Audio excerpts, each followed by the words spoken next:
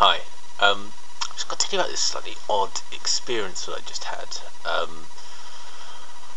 I went down to my local travel agent, and as I walked through the door, the first thing that happened is he goes, "At last, some honesty." So, what are you talking about here? Didn't really want to go there. So we sat down. He said, "How you doing?" I said, "Fine." And he said, "What sort of holiday are you looking for?" And I said, "I'm not really sure." He said, "But I don't suppose we'll be needing to take the beard this time." I thought, beard? I don't have a beard, I've got a moustache. But, he's a slightly odd chap, to be fair, and I didn't really want to go into it.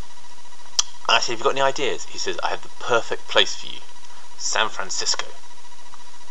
I'll be honest, I've not really given San Fran a lot of thought, to be honest, but whatever. I thought, yeah, that sounds like a great place. And he said, I said to him, "Can you recommend anywhere to stay and all that when you're there?" He said, "There's a place you can go when you're short on your dough."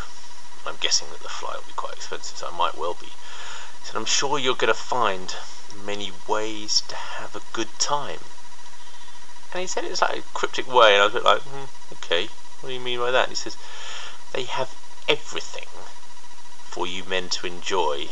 You can hang out with all the boys." Okay. I mean, it wasn't really a boys' holiday I was thinking of going on, but, I'm running with this. He's a travel agent, and he really felt passionate. It seemed to me, anyway, he felt passionate about this. I don't know. So he said, "You can get yourself cleaned, you can have a good meal, you can do whatever you feel." Little bit odd, if I'm honest, the sort of tone of the conversation now. And I'm starting to look around at the shelves because there's a few kind of Greek holidays brochures on the wall, and I'm thinking, yeah, maybe I'll go there. Anyway, so he grabs me by the scooter helmet, I scooted down there, and he said, "Young man, are you listening to me?" Well, I had started to wander a bit, but, you've now got my attention, I'll be honest. He said, "Young man," slightly patronising, but, I've just turned 40, I don't mind too much being called young man. He said, "What do you want to be?" What the fuck's that got to do with him? Anyway, what do you want to be?